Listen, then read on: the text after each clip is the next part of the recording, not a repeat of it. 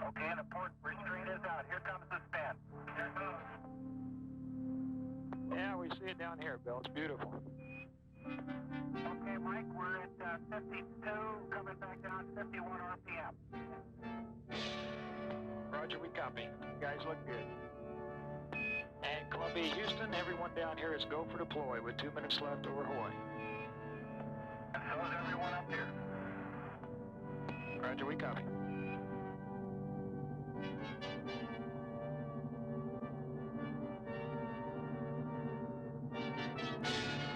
Mike, we hope the TV comes out. It doesn't play back very well on a monitor, but we're relatively sure we got it. And we, by the way, still have that beautiful satellite inside. It's traveling just below it.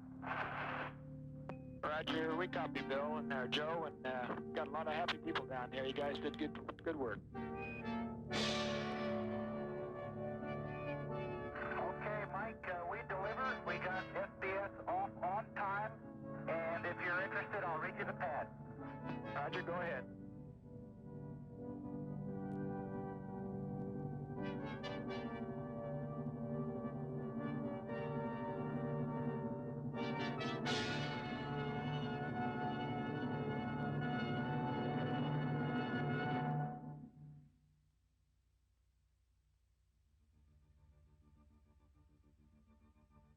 Deliver the crew of Shuttle Mission 5 did. Only 8 hours into the first operational flight of the Space Shuttle program. 5th flight of the orbiter Columbia. The first 4 missions were test flights to prove the space transportation system could provide access to low Earth orbit on a routine basis. Those missions laid the groundwork for the operational era. Shuttle Flight 5 was the beginning of that era. The primary purpose of the mission, to carry 2 communication satellites into orbit, deploy them from the payload bay, then return to Earth. Columbia, Houston, 30 seconds till LOS, and everything is still go down here for deploy. Roger, Brian, we copy that. Thank you very much.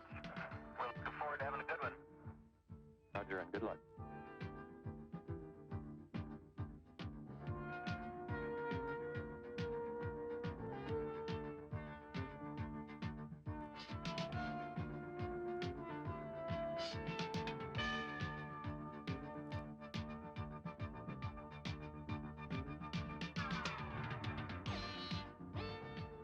Okay, Houston, this is Columbia.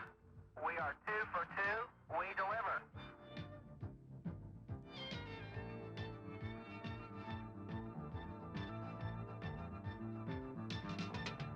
Hey, Roy, are we down now? That was, are we on the ground? Absolutely. A flawless landing. Only minutes after sunrise at Edwards Air Force Base, California, ended Columbia's 5th mission.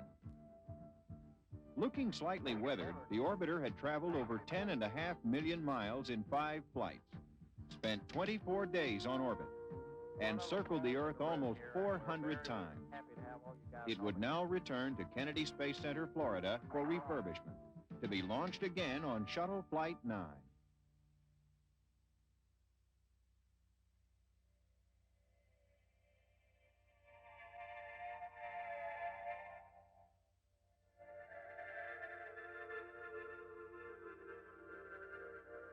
The newest orbiter in NASA's fleet, Challenger, would fly on Shuttle Flight 6. Many weight-saving improvements had been made. The orbiter itself was almost 2,500 pounds lighter because of structural changes. The external tank weighed 10,000 pounds less than the one used on Shuttle Flight 1. The solid rocket boosters were almost 4,000 pounds lighter. The 3 main engines were upgraded to 104% of rated thrust. A blanket-like thermal material replaced 600 thermal tiles in non-critical areas, and all 30,000 tiles were densified to improve their durability. This stack could carry over 17,000 pounds more into orbit than Columbia. T-minus 15, 14, 13, 12, 11, 10. We'll go for main engine ignition. 7, 6. We have main engine ignition.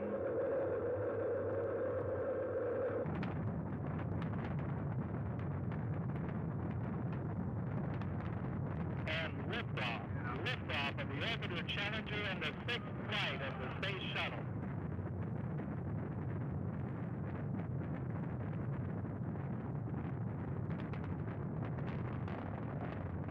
The shuttle has cleared the tower.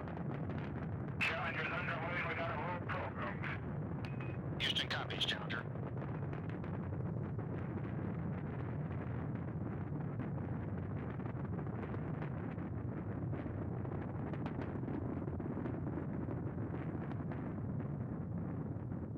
And some late news for your story. We got a go for deploy. We have a go for deploy.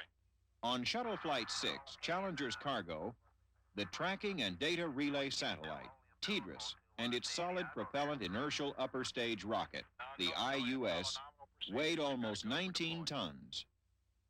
TDRS was the largest, most advanced communication satellite launched to date, That is correct. a major accomplishment in space communications. TDRS is launched from the payload bay by ejection springs, released when explosive bolts are fired. After shuttle moves a safe distance away, the first stage of the IUS rocket fires to boost the satellite from 150 miles to 22,300 miles in altitude. Then the first stage separates. Shortly thereafter, the second stage of the IUS rocket fires to circularize the satellite's orbit. Solar panels and antennas are deployed to provide power and tracking and data relay capability.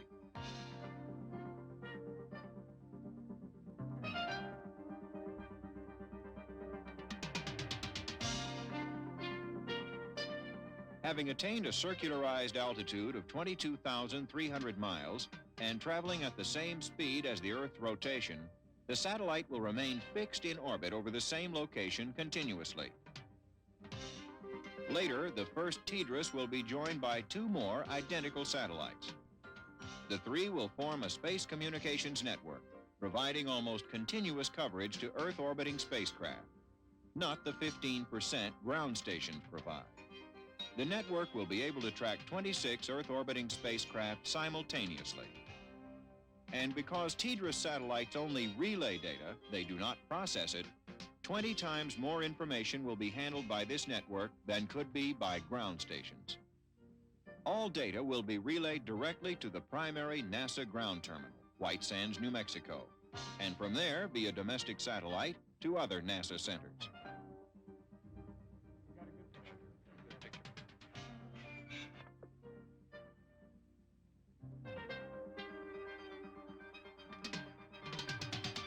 Hello there, we're with you. Launch of TDRS was on time and nominal.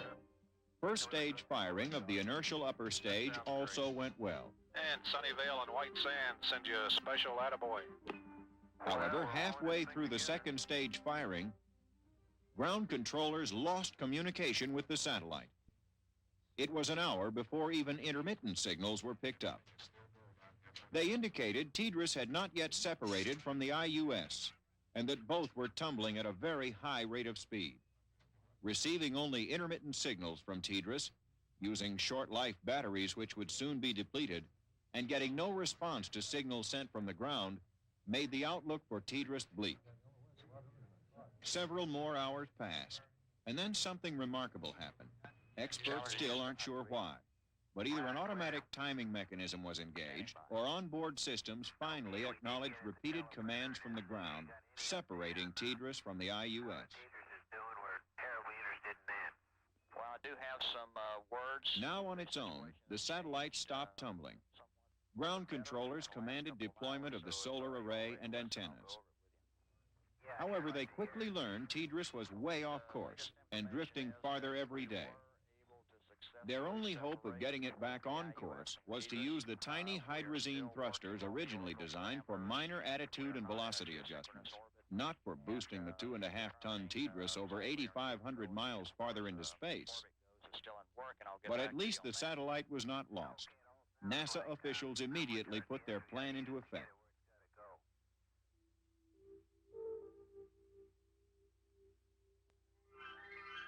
Meanwhile, Shuttle Flight 6 continued as planned. Okay, we're back with you, Milo, for about 12 more minutes. Got a good TV picture again. Roger, Houston. Got the hatch closed, and we're waiting for a go for depress on time. That sounds great, Bo. Copy, we have a go for depress on time. That's affirmative. You have a go.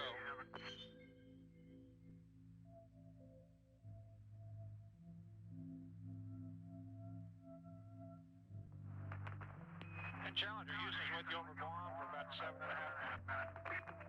Roger, hatch is open. EV1 is halfway out. They're configuring the airlock. Get ready for Dawn to come out. Okay, we're watching. Houston, they have a suggested setting for the DAC camera now when it's sunlight. Okay, Dawn. This was America's first spacewalk in 9 years. The astronauts were attached by safety tethers to slide wires running just inside the payload bay. They wore a new design in spacesuits, also called extravehicular mobility units. A portable life support system was worn on the back, eliminating the need for a lifeline connected to the orbiter. These suits are not custom built for each astronaut. Tops and bottoms of different sizes can be mixed. They are also more flexible than previous spacesuits.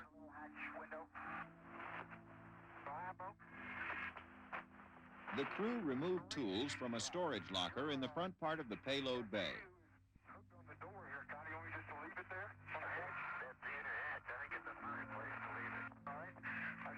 Then moved aft again.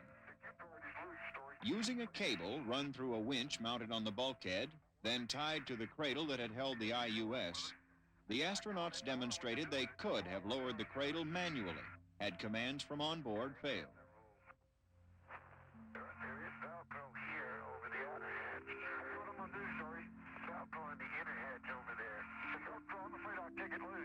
Winch operations were tested on the front bulkhead using an exergenie as a load to see how many pounds the winch and line could handle.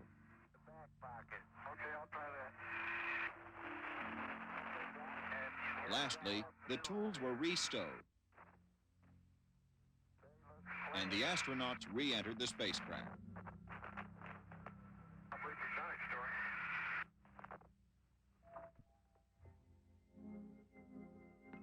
Indian Ocean for 2.5.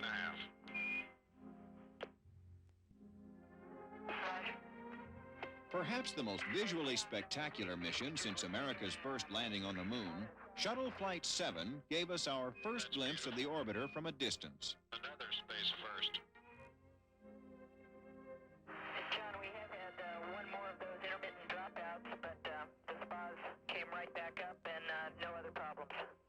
Thank you.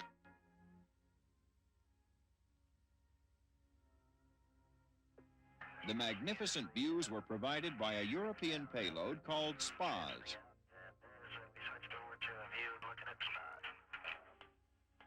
We copy. Roger that. SPAS is an acronym for Shuttle Pallet Satellite, a unique, reusable space platform built by the West German aerospace company Messerschmitt Balkov Blom, with generous financial assistance from the West German Federal Ministry of Research and Technology. Best wishes to those folks from MBB who built this spacecraft. It's a In addition to having American television and film cameras mounted on SPAS, 10 experiments belonging to the West German government, the European Space Agency, and NASA were on the platform. MBB wanted to validate the satellite's design and prove experiments could be operated while SPAS was free flying.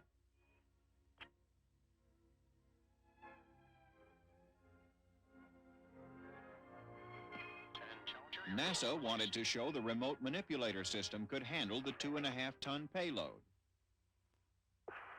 And TJ, we just turned on the mass spec to warm it up. I assume that you wanted us to do that. Affirmative, Sally. Thank you.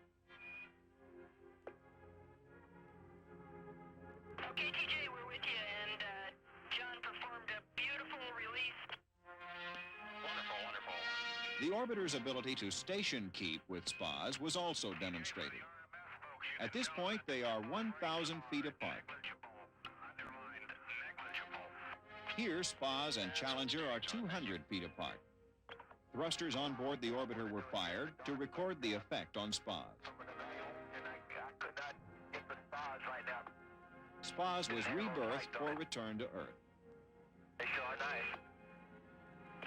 I've been told that some crews in the past have announced that we deliver. Well, from Flight 7, we pick up and deliver. We certainly hope so. The remark by Shuttle Flight 7's commander meant not only had the SPAS operation been successful, but that the crew also deployed 2 communication satellites. A Canadian satellite to be used for one of the world's first direct-to-home pay TV services, and an Indonesian satellite. It would increase high-speed data transmission and telecommunication service to that country's remote island locations.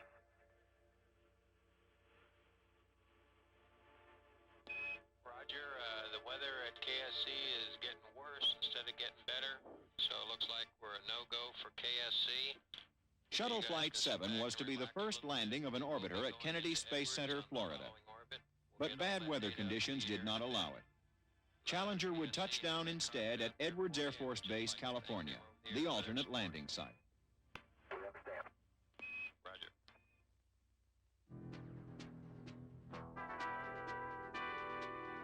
During the period of communications blackout, usually lasting about 15 minutes, temperatures on the vehicle's surface reach their peak. The temperature of the red-hot glow seen through Challenger's front windows was about 2,400 degrees Fahrenheit. One astronaut described the view as like being inside a furnace.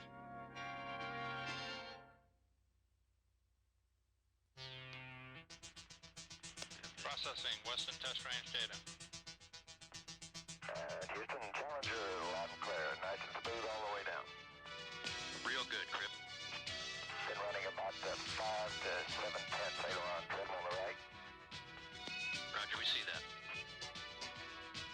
I'll say once more, we're away to come to California.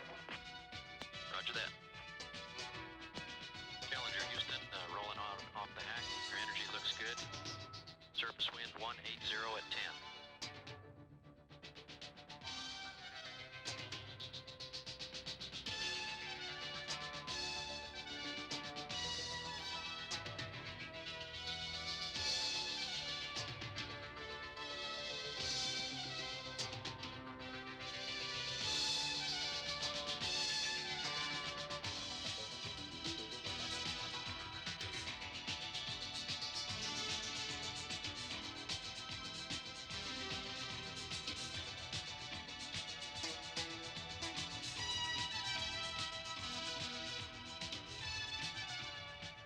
Houston, Challenger is will stop.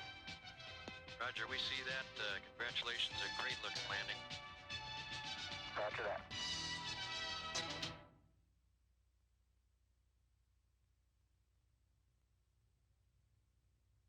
Approximately 2 months after TDRS was first launched from Shuttle's cargo bay on Flight 6, the final firing needed to place the satellite in its correct orbit was executed. Copy. Go ahead for the burn. Personnel began immediately to check out communication systems on board and initiate a series of important ground tests with the satellite essential to its operation on upcoming shuttle flights. Processing TDRS. First use of TDRS with Shuttle was on Mission 8. Challenger, Houston with you on TDRS. Houston, Challenger, loud and clear. How do you read a CDR? Roger, loud and clear also. Challenger, this is Houston with you through Hawaii for 7 Also minutes. conducted on Shuttle Flight 8 was checkout of the remote manipulator system and payload flight test article. You're loud and clear too, Dale, and looks like you're right on schedule. The 8,500-pound structure was the heaviest object lifted by the arm to date, more than double the weight of any previous payload. Data gathered during the checkout was used to plan the Solar Max repair mission. Houston, we're On that flight, a 20,000-pound payload would be deployed, and an orbiting satellite would be retrieved. At 0008. We're ready to deploy it. That's good news. Flight 8 marked the 6th successful launch of a satellite by shuttle. 40 up here. It was an Indian communications satellite which would bring telecommunications, television, and badly needed weather information to remote areas of that country.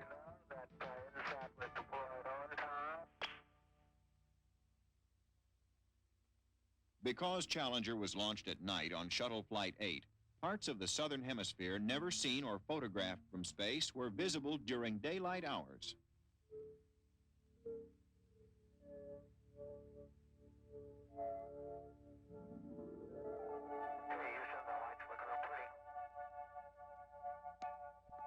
The first night landing for the Space Shuttle program occurred on Mission 8 with safe touchdown of Challenger at Edwards Air Force Base, California.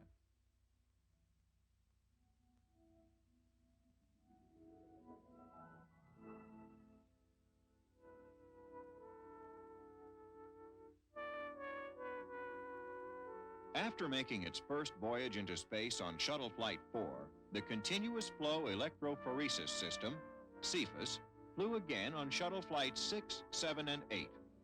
The device is a prototype of a production unit to purify material for the treatment of disease. It was built by McDonnell Douglas Corporation and flown on Shuttle as part of a joint agreement between NASA, McDonnell Douglas Corporation, and Ortho Pharmaceuticals Corporation, a subsidiary of Johnson & Johnson. Challenger, Houston. Combined results from Flight 6 and 7 demonstrated that CEPHAS could separate over 700 times more material, and in purities 4 times higher than could be achieved in Earth's gravity. Shuttle Flight 8 was the first use of CEPHAS to separate living cells.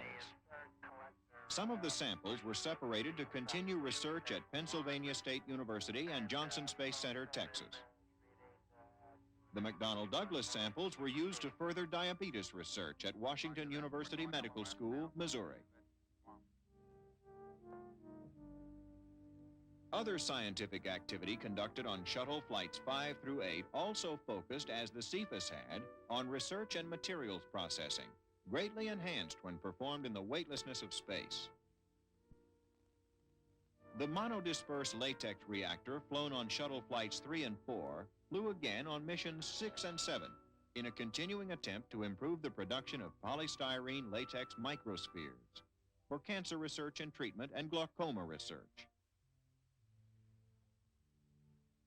5 student experiments flew on the 4 shuttle flights as part of an annual science competition co-sponsored by NASA and the National Science Teachers Association. Studies ranged from fluid convection to sponge and crystal growth to biofeedback. A total of 23 getaway special canisters were flown on shuttle flights 5, 6, 7, and 8.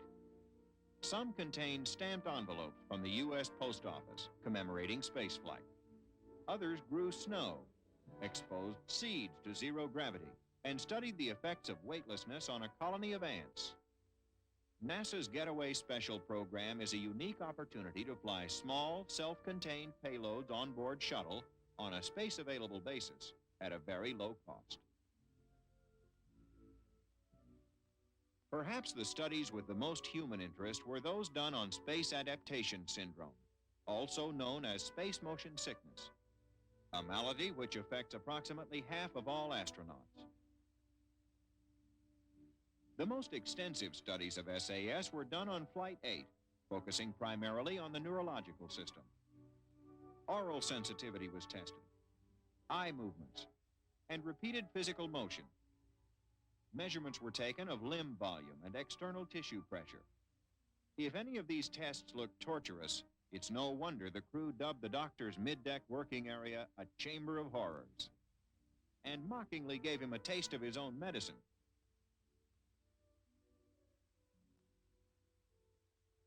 Astronaut crews got along exceedingly well with each other on missions 5, 6, 7, and 8.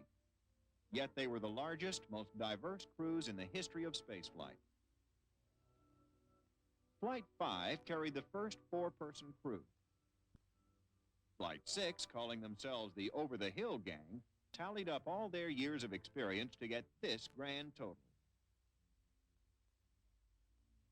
Flight 7 carried the first five-person crew, including the first American woman to fly in space, Sally Ride.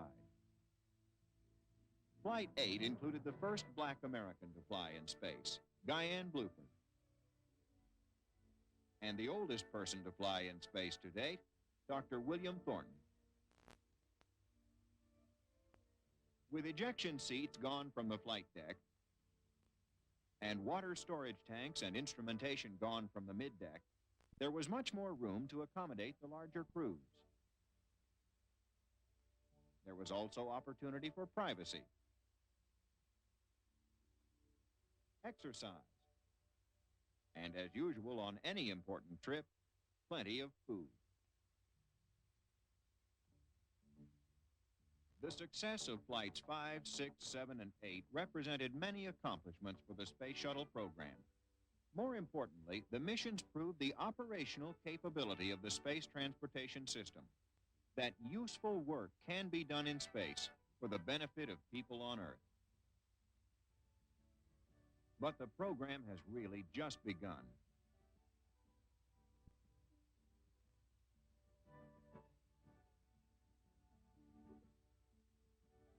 Third orbiter in the shuttle fleet, Discovery, will be launched in 1984. The fourth orbiter, Atlantis, will be ready for use in 1985. New astronauts are being recruited. 73 shuttle flights are scheduled through 1988. The outlook for the future of America's space shuttle program is excellent, and there appears to be no end in sight.